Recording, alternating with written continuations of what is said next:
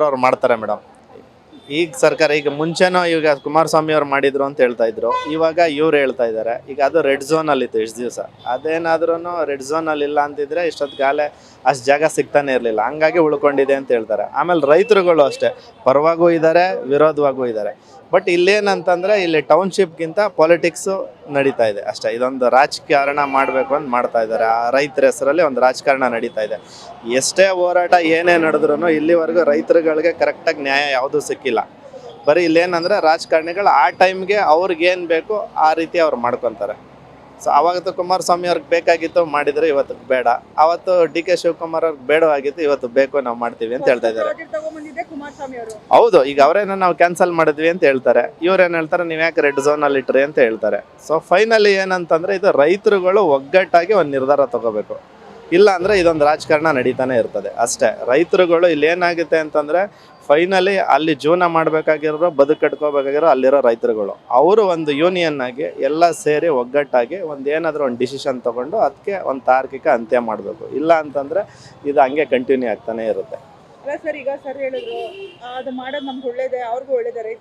Madam, ಒಂದು project ಅಂದಮೇಲೆ ಅಲ್ಲಿ ನೆಗೆಟಿವ್ ಪಾಸಿಟಿವ್ ಎರಡೂ ಬರುತ್ತೆ ಆಯಿತಾ. ಈಗ ನಾವು ಇಲ್ಲಿ ಬೇರೆ ಕಡೆ ಎಲ್ಲೋ ಇರ್ತೀವಿ, ನಮಗೆ ಅಷ್ಟು ಎಫೆಕ್ಟ್ ಅದು ನಮ್ಗಾಗಲ್ಲ. ಬಟ್ ಅಲ್ಲಿರೋರಿಗೆ ಕೆಲವ್ರಿಗೆ ಇಲ್ಲೇ ಸುಮಾರು ಕಡೆ ಇವಾಗ ಏನು ಪ್ರಾಜೆಕ್ಟ್ಗಳು ಬಂತು ಅಲ್ಲಿ ಜಮೀನು ಕಳ್ಕೊಂಡವ್ರು, ಇವತ್ತು ಅವ್ರಿಗೆ ಜಮೀನು ಇಲ್ಲ. ಅವತ್ತೇನೋ ಸ್ವಲ್ಪ ಕೊಟ್ಟಿದ್ದಂಥ ಅನುದಾನಗಳು ಅವ್ರ ಹತ್ರ ಇವತ್ತು ದುಡ್ಡುಗಳು ಕೈಯಲ್ಲಿರಲ್ಲ, ಖರ್ಚು ಮಾಡ್ಕೊಬಿಡ್ತಾರೆ.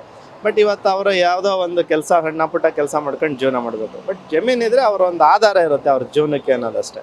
ಬಟ್ ಸರ್ಕಾರನೂ ಅಷ್ಟೇ ಒಂದು ಪ್ರಾಜೆಕ್ಟ್ ಮಾಡಬೇಕು ಅಂತಂದಾಗ ಯಾವುದಾದ್ರೂ ಉಪಯೋಗಕ್ಕಿಲ್ಲದೆ ಇರೋಂಥ ಜಮೀನುಗಳು ಇನ್ನೂ ಸಾವಿರಾರು ಎಕರೆಗಳಿದ್ದಾವೆ, ಅಂಥವನ್ನ ಹುಡುಕಿ ಮಾಡ್ಬೋದು. ಬಟ್ ಇಲ್ಲೇನಂದರೆ ಇವ್ರಿಗೆ ಅವ್ರಿಗೂ ಸ್ವಲ್ಪ ಬೆನಿಫಿಟ್ ಆಗ್ಬೋದು ಅನ್ನೋ ಉದ್ದೇಶಕ್ಕೆ ಮಾಡ್ತಾ ಇದ್ದಾರೆ, ಏನೋ ಗೊತ್ತಿಲ್ಲ ಅದು. ಸೊ ಹಂಗಾಗಿ ಅವರು ಅಟಕ್ ಬಿದ್ದು ಮಾಡ್ತಾ ಇದ್ದಾರೆ. ಇದನ್ನು ಮಾಡ್ಬೋದಾಗಿತ್ತು, ಅವ್ರು ಏನು ಇಲ್ಲೇ ಆಗ್ಬೇಕು ಅಂತ ಹೇಳಿ ಅವ್ರು ಇದು ಮಾಡ್ಲೇಬೇಕು ಅಂತ ಮಾಡ್ತಾ ಇದ್ದಾರೆ. ಯಾಕಂದ್ರೆ ಕುಮಾರಸ್ವಾಮಿ ಬಿಜೆಪಿ ಇವರೆಲ್ಲ ಓಡಿಸಿದಾದ್ಮೇಲೆ ಇವರು ಫೈನಲ್ ಆಗಿ ಇವ್ರು ತಗೊಂಡಿದ್ದಂತದ್ದು. ಹೌದು ಹೌದು ಹೌದು ಹೌದು. ಇದನ್ನ ಇವ್ರು ಇವ್ರ ಕೈಲಿ ಮಾಡಕ್ಕಾಗಿಲ್ಲ. ನಾನು ಅಂದ್ರೆ ಇನ್ನೊಂದು ಏನಾಗಿದೆ ಅಂದ್ರೆ ಮೇಡಮ್, ಇವತ್ತು ಎಲ್ಲೇ ಇನ್ವೆಸ್ಟ್ಮೆಂಟ್ ಇವತ್ತು ಕರ್ನಾಟಕಕ್ಕೆ ಬಂದ್ರು ಫಸ್ಟ್ ಬಂದು ಅಪ್ರೋಚ್ ಆಗೋದು ಈ ಬೆಲ್ಟೇನೆ. ಬ್ಯಾಂಗ್ಳೂರ್ ಟು ಮೈಸೂರು ಏನು ಬೆಲ್ಟ್ ಇದೆ, ಈ ಕಡೆನೇ ಸ್ವಲ್ಪ ಡೆವಲಪ್ಮೆಂಟ್ಗೆ ಇಂಟ್ರೆಸ್ಟ್ ತೋರಿಸ್ತಾರೆ. ಸೊ ಅದು ಒಂದು ಕಾರಣ ಇರ್ಬೋದು ಅವರು ಇದಕ್ಕೆ. ಆಮೇಲೆ ಇದೇನು ಟೌನ್ಶಿಪ್ ಇದೆ ಫಸ್ಟ್ ಏನಲ್ಲ, ಸುಮಾರು ಒಂದು 20 ವರ್ಷದಿಂದನೂ ನಡೀತಾನೆ ಇದೆ ಇದು. ಇವಾಗ ಮತ್ತೆ ಇದನ್ನು ಕನ್ಫರ್ಮ್ ಆಗಿ ಆಗೋಗುತ್ತೆ ಅಂತಲೂ ಹೇಳೋಕ್ಕಾಗಲ್ಲ. ಇದು ಡ್ರಾಪು ಆಗ್ಬೋದು, ಇಲ್ಲ ಅಂತಂದರೆ ಏನಾಗುತ್ತೆ ಗೊತ್ತಿಲ್ಲ. ಬಟ್ ಈಗ ಅದೇ ಹೇಳಿದ್ನಲ್ಲ, ರೈತರುಗಳು ಒಮ್ಮತದಿಂದ ನಿರ್ಧಾರ ತಗೊಂಡ್ರೆ ಇದು ಉಳ್ಕೋಬೋದು. ಸೊ ಹಂಗಾಗಿ ಅವರ ಒಂದು ಡಿಸಿಷನ್ ಮೇಲೆ ಇದು ಮುಖ್ಯ ಆಗಿದೆ, ಅವರ ರೈತರುಗಳ ತೀರ್ಮಾನ ಮುಖ್ಯ ಆಗುತ್ತೆ. ಬಟ್ ಇಲ್ಲೇನಾಗಿದೆ, ರಾಜಕಾರಣಿಗಳು ಅದರಲ್ಲೂ ಅಲ್ಲಿ ಅವರ ಹಿಂಬಾಲಕರಿರ್ತಾರಲ್ಲ, ಅವರು ಈ ಕಡೆ ಆ ಕಡೆ ಪಾಪ ಅವ್ರನ್ನೂ ದಾರಿ ತಪ್ಪಿಸ್ತಾ ಇದ್ದಾರೆ ಇವತ್ತು. ಆಮೇಲೆ ಹೋರಾಟ ಮಾಡಬೇಕಾಗಿರೋರು ಕೆಲವೊಬ್ರು ಇನ್ನೂ ಮೌನಕ್ಕೆ ಶರಣಾಗ್ಬಿಟ್ಟಿದ್ದಾರೆ. ಯಾರು ಬುದ್ಧಿಜೀವಿಗಳು ಅಂತಿರೋರು ಅಲ್ಲ, ಸುಮಾರು ಜನ ಎಲ್ಲ ವಿಚಾರಕ್ಕೂ ಬರ್ತಾರೆ. ಟೌನಲ್ಲಿ ಬಂದು ಸುಮಾರು ಪ್ರೆಸ್ ಮೀಟ್ ಮಾಡಿ ಹೋಗ್ತಾರೆ. ಸೊ ಅಂಥವರು ಬರಬೇಕು. ಆಮೇಲೆ ಸುಮಾರು ಕನ್ನಡ ಸಂಘಟನೆಗಳಿದ್ದಾವೆ. ಈಗ ನಮ್ಮದೇ ಒಕ್ಕಲಿಗರ ಸಂಘ ಇದೆ, ಅವರು ಇಲ್ಲಿವರೆಗೂ ತುಟಿ ಬೀಸಲಿಲ್ಲ ಒಕ್ಕಲಿಗರ ಸಂಘದವರು. ಯಾಕಂದರೆ ಒಕ್ಕಲಿಗ ಸಮುದಾಯದ ಮೂಲನೇ ಬಂದು ವ್ಯವಸಾಯ. ಸೊ ಅವರು ಇಷ್ಟೊತ್ತು ಬರಬೇಕಾಗಿತ್ತು, ಯಾಕೆ ಬಂದಿಲ್ಲ ಗೊತ್ತಿಲ್ಲ. ಯಾರಾದರೂ ಒತ್ತಡ ಹಾಕಿದಾರೋ ಏನೋ ಅದು ಗೊತ್ತಿಲ್ಲ. ಆಮೇಲೆ ಈಗ ಹೇಳಿದ್ವಲ್ಲ, ಇನ್ನೂ ಸುಮಾರು ಸಂಘ ಸಂಸ್ಥೆಗಳಿದ್ದಾವೆ. ಕನ್ನಡ ಅಲ್ಲಲ್ಲ ಮೇಡಮ್, ಈಗ ಕನ್ನಡ ಸಂಘಟನೆಗಳು ಎಷ್ಟಿದೆ ಇವತ್ತು? 5,000ಕ್ಕೂ ಹೆಚ್ಚು ಕನ್ನಡ ಸಂಘಟನೆಗಳಿದ್ದಾವೆ. ಕನ್ನಡ ಅಂದರೆ ಬರೀ ಕನ್ನಡ ನಾಡು ನುಡಿ ಅಷ್ಟೇ ಅಲ್ಲ, ಇದು ಕೂಡ ಕನ್ನಡದ ಒಂದು ಭಾಗನೇ. ಇವತ್ತು ಏನು ರೈತರು ಕೂಡ ಇದೇ ಕನ್ನಡ ನಾಡಲ್ಲೇ ಜೀವನ ಮಾಡ್ತಾ ಇರೋದು, ಅವ್ರದ್ದು ಕೂಡ ಈ ಒಂದು ಕನ್ನಡದ ಅಸ್ತಿತ್ವ ಕೂಡ ಅದರಲ್ಲಿದೆ ಒಬ್ಬ ರೈತಂದು. ಅದೇ ರೀತಿ ಈಗ ಹೇಳಿದ್ನಲ್ಲ, ಒಕ್ಕಲಿಗರ ಸಂಘ ಸುಮಾರು ಒಂದು 100 ವರ್ಷದಿಂದ ಇದೆ. ಬಟ್ ಇದ್ರ ಬಗ್ಗೆ ಇಲ್ಲಿವರೆಗೂ ಅವ್ರು ಧ್ವನಿ ಎತ್ತಿಲ್ಲ.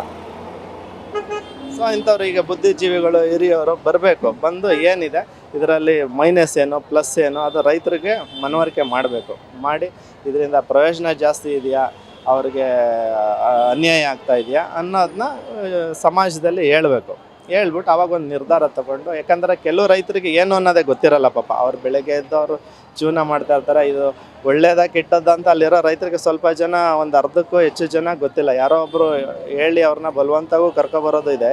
ನೀನು ವಿರೋಧ ಮಾಡಬೇಕು ಅಂತಾರೆ, ಇಲ್ಲ ನಮ್ಮ ಪರವಾಗಿ ಬರಬೇಕು, ನಿನಗೆ ಲಾಭ ಇದೆ ಇದರಲ್ಲಿ ಅಂತ ಹೇಳ್ತಾರೆ. ಅವ್ರಿಗೆ ಫಸ್ಟ್ ರೈತರಿಗೆ ಅದನ್ನು ಮನವರಿಕೆ ಮಾಡಿಕೊಡ್ಬೇಕು. ಮಾಡ್ಕೊಂಡು ಆವಾಗ ಅವರು ಡಿಸೈಡ್ ಮಾಡ್ತಾರೆ ಇಲ್ಲಿ ಏನು ಬರಬೇಕು ಏನು ಅಂಥೇಳಿ. ಅವಾಗ ಇಲ್ಲಪ್ಪ ಇದ್ರಲ್ಲಿ ತುಂಬ ಪ್ರಯೋಜನ ಇದೆ ಅಂದರೆ ಮಾಡಲಿ, ಇಲ್ಲಾಂದರೆ ಸುಮಾರು ಜಾಗಗಳಿದೆ, ಈಗಲೂ ಸಾವಿರಾರು ಎಕರೆಗಳು ಇದ್ದಾವೆ, ಮಾಡ್ಬೋದು.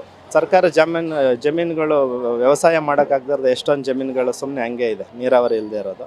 ಸೊ ಅದಕ್ಕೇನು ಆಲ್ಟರ್ನೇಟ್ ಅಂತ ಇದ್ದೇ ಇರುತ್ತೆ, ಅದೇನು ಅಂತ ಮಾಡಬೇಕು. ಅಲ್ಲ ಸರ್, ಈ ಕುಮಾರಸ್ವಾಮಿ ಅವರು ಮಾಡೋಕ್ಕಾಗಿಲ್ದು ನಾನು ಮಾಡ್ತಾ ಇದ್ದೀನಿ ಅಂತ ಹೆಸರು ಬಾದ್ರು ಮಾಡ್ತಾ ಇದಾರೆ, ಅವರು ಫೈನಲ್ ಆಗಿ ಮಾಡೇ ಮಾಡ್ತೀನಿ ಅಂತ. ಅದು ಇರ್ಬೋದು ಯಾರು. ಈಗ ಅವರು ಏನು ಉದ್ದೇಶ ಏನೋದು ನಮಗೆ ಗೊತ್ತಿಲ್ಲ, ಅವರು ಯಾವ ಉದ್ದೇಶದಿಂದ ಮಾಡ್ತಾ ಇದ್ದಾರೆ ಅನ್ನೋದು ನಮ್ಗೆ ಗೊತ್ತಿಲ್ಲ. ಬಟ್ ಮಾಡಲೇಬೇಕು ಅಂತ ಹಠ ಅಂತೂ ತೊಟ್ಟಿದ್ದಾರೆ. ಸೊ ಅದು ಫೈನಲ್ ಈಗ ಅಲ್ಟಿಮೇಟ್ ರೈತರು ಒಂದು ನಿರ್ಧಾರ ತಗೋಬೇಕು, ಒಗ್ಗಟ್ಟಾಗಿ ಒಂದು ನಿರ್ಧಾರ ತಗೊಂಡ್ರೆ ಇದಕ್ಕೊಂದು ಫೈನಲ್ಲಿ ಒಂದು ಇದು ಬರುತ್ತೆ. ಯಾಕಂದ್ರೆ ಸರ್ ಇದು ರಾಜಕೀಯ ತಿರುವು ಕಾಣ್ತಾ ಇದೆ. ಹೌದು, ಈಗ ನಡೀತಾ ಇರೋದು ಇಲ್ಲಿ ಪ್ರಾಜೆಕ್ಟ್ಗಿಂತನೂ ಇಂಪಾರ್ಟೆಂಟ್ ಏನಂತಂದರೆ ರಾಜಕಾರಣನೇ ಈಗಿರೋದು. ಈಗ ಬೇಕು ಅನ್ನೋರ್ದು ಒಂದು ಕಡೆ ಆದರೆ ಬೇಡ ಅನ್ನೋರ್ದು ಇನ್ನೊಂದು ಕಡೆ. ಎಲ್ಲ ಇದಾರೆ, ಇಲ್ಲಿ ನೀನ್ ಬಾ ನಾನ್ ಬಾ, ನೀನ್ ಬಾ ಹೌದು, ಹೌದು. ನೀವ್ ಬನ್ನಿ ಅಂತ ಅವ್ರು ಕರೀತಾ ಇದಾರೆ. ಯಾರು ಕುಮಾರಸ್ವಾಮಿ ಮೊನ್ನೆ ಪ್ರೆಸ್ ಮೀಟ್ ಇಲ್ಲ, ಈಗ ಅವ್ರು ಹೇಳಿರೋದು ಕರೆಕ್ಟ್ ಇದೆ, ಅದರಲ್ಲೇನಿಲ್ಲ. ಸುಮ್ಮನೆ ಯಾಕೆ 4 ಗೋಡೆಗಳ ಮಧ್ಯೆ ಮಾತಾಡಬೇಕು, ರೈತರ ಮಧ್ಯೆನೇ ಮಾತಾಡೋಣ ಅಂತ ಕರೆದಿದ್ದಾರೆ. ಅರ್ಥ ಆಯ್ತು. ಅದಕ್ಕೆ ಬಾಲಕೃಷ್ಣ ಅವ್ರು ಏನಂದಿದ್ದಾರೆ, ನೀವು ಅಲ್ಲಿ ಬಂದ್ರೆ ಏನು ಜಗಳ ತಂದಿಕ್ತಾ ಇದೀರ. ಬಾಲಕೃಷ್ಣ ಅವರೇ ಬರ್ತಾ ಇಲ್ಲ ಅಲ್ಲಿ, ರೈತರುಗಳು ಕರೆದ್ರು ಅಲ್ಲಿ ಲೋಕಲ್ ಮೇಲೆ ಅವರೇ ಬರ್ತಾ ಇಲ್ವಲ್ಲ. ಈಗ ಆ್ಯಕ್ಚುಲಿ ಬಂದು ಜವಾಬ್ದಾರಿ ಅವ್ರದ್ದೇ ಇರೋದು. ಬಾಲಕೃಷ್ಣ ಅವರು ಬಂದು ಅಲ್ಲೇನಿದೆ ಈಗ ಅಂತ ಪ್ರಾಜೆಕ್ಟಿಂದ ತುಂಬ ಉಪಯೋಗ ಇದೆ ಅಂತಂದರೆ ಅದನ್ನು ಮನವರಿಕೆ ಮಾಡಿಕೊಡ್ಬೇಕು. ಹೌದಪ್ಪ ಇಷ್ಟೆಲ್ಲ ಉಪಯೋಗ ಇದೆ ಅನ್ನೋದು. ಯಾಕೆ ಅವ್ರು ಬರ್ತಾ ಇಲ್ಲ? ಯಾಕೆ ಭಯನ ಸರ್ ಅವ್ರಿಗೆ ರೈತರು ಕಂಡ್ರೆ? ಅಲ್ಲ, ಅದು ಅವ್ರನ್ನ ಕೇಳ್ಬೇಕು ನೀವು, ಬಾಲಕೃಷ್ಣ ಅವ್ರು ಯಾಕೆ ಭಯನ ನೀವು ಬರ್ತಾ ಇಲ್ಲ ಅಂತ ಹೇಳಿದ್ರೆ.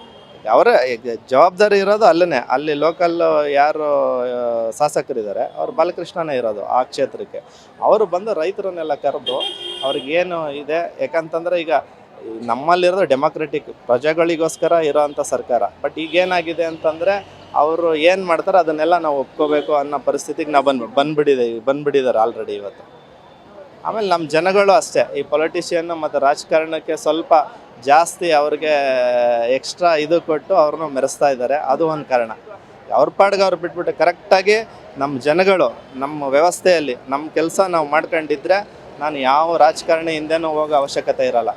ನಾನು ವ್ಯವಸಾಯ ಮಾಡ್ಕೊಂಡಿದ್ರೆ ನನ್ನ ವ್ಯವಸಾಯ ಮಾಡೋ ಜಾಗಕ್ಕೆ ಬರ್ತಾನೆ ಪ್ರಜಾಪ್ರತಿನಿಧಿ ಅನ್ನೋ. ಇವತ್ತು ನಾನೇನಾಗಿದೆ ಅಂದರೆ ನನ್ನ ಕೆಲಸ ಎಲ್ಲ ನಾನು ಬಿಟ್ಬಿಟ್ಟು ಅವನ ಮನೆ ಬಾಗಿಲಿಗೆ ಹೋಗ್ತಾಯಿದ್ದೀನಿ. ಹಂಗಾಗಿ ಎಷ್ಟೊತ್ತಿದ್ರು ಕಾಯ್ತಾರೆ, ನನಗೋಸ್ಕರ ಕೆಲಸ ಮಾಡ್ತಾರೆ ಅನ್ನೋ ಭಾವನೆ ಅವರು ಬಂದ್ಬಿಟ್ಟೈತೆ. ನಮ್ಮ ಜನಗಳು ಅಷ್ಟೇ, ನಮ್ಮ ಕೆಲಸ ಬಿಟ್ಟು ಅವರಿಂದ ಓಡಾಡೋದನ್ನೇ ನಮ್ಮ ಫುಲ್ ಟೈಮ್ ಕೆಲಸ ಅಂತ ಒಂದಷ್ಟು ಜನ, ಅದರಲ್ಲಿ ಸ್ವಲ್ಪ ಯೂತ್ಸ್ ಈ ಇತ್ತೀಚೆಗೆ ಅದನ್ನು ಒಂದು ಟ್ರೆಂಡಾಗಿ ಮಾಡ್ಕೊಂಡಿದ್ದಾರೆ. ಅದರಿಂದ ಇಷ್ಟೆಲ್ಲ ಎಫೆಕ್ಟ್. ಕರೆಕ್ಟಾಗಿ ನಾವು ಅದನ್ನು ಅರ್ಥ ತಿಳ್ಕೊಂಡು ನಮ್ಮ ಕೆಲಸದಲ್ಲಿ ನಾವು ಇವತ್ತು ಯಾವ ಪೊಲಿಟಿಷಿಯನಿಂದನೂ ಯಾರೂ ಹೋಗಿಲ್ಲ ಅಂತಂದರೆ ಅವರೇ ಬರ್ತಾರೆ. ಯಾಕಂದರೆ ರಾಜಕಾರಣ ಅವ್ನು ಬರಬೇಕು ಅಂತಂದರೆ ಜನಗಳಿಲ್ದೇ ಮಾಡೋಕ್ಕಾಗಲ್ಲ. ಇವತ್ತು ಆ ಪರಿಸ್ಥಿತಿ ಆಗಿದೆ.